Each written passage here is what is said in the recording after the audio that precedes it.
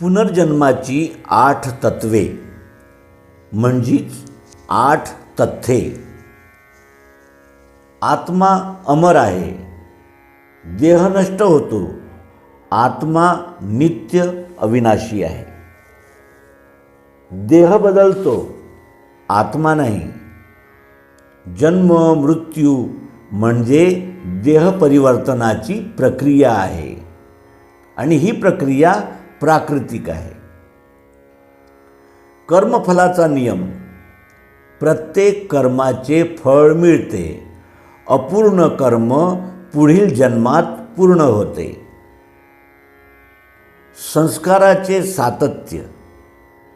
वासना, प्रवृत्ती व स्वभाव पुढील जन्मातही वाहत जातात. म्हणजे पुढील जन्मात ते त्या वासना, प्रवृत्ती आणि स्वभाव घेऊन आम्ही जन्म घेतो. जन्मातील विषमता. सुख, दुःख, बुद्धी, परिस्थिती ही पूर्वकर्माची फलश्रुती आहे. या जीवनामध्ये मिळणारे सुख, दुःख, बुद्धी आणि परिस्थिती ही पूर्वकर्माची फलश्रुती आहे. नैतिक न्याय. पुनर्जन्मामुळे विश्वात नैतिक समतोल व न्याय टिकतो. अनुभव साक्ष. बालकांच्या पूर्वजन्मस्मृती, सहज कौशल्ये हे संस्काराचे संकेत आहेत. बालकांच्या पूर्वजन्मस्मृती, सहज कौशल्ये हे संस्काराचे संकेत आहेत. मोक्षाने अंत. ज्ञान, वैराग्य व निष्काम कर्माने पुनर्जन्माजवळ समाप्त होतो.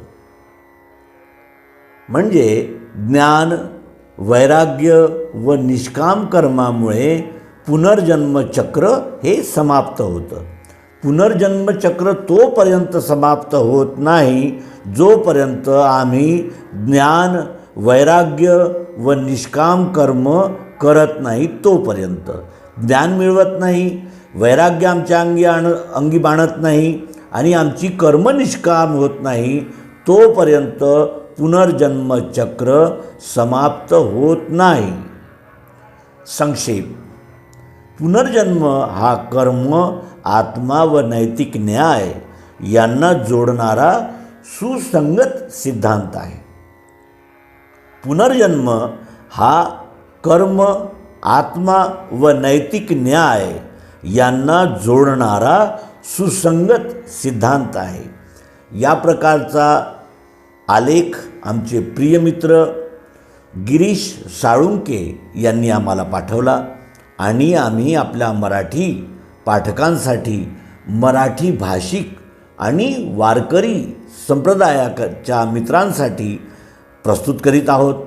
आशा आहे या संक्षिप्त लेखाचं आम्ही चिंतन मनन करूया आणि या विश्वरूप परमात्म्याला पूर्णपणे सर्वांग योगाच्या माध्यमातून जाणून निधिध्यासाद्वारे आपण तरुणी विश्व तारावे या संकल्पनेने आपण स्वतःही तृप्त होऊया आणि आपल्या संपर्कात येणाऱ्या सर्वांना तृप्त करण्याचा प्रयास करूया. धन्यवाद. नर्मदे.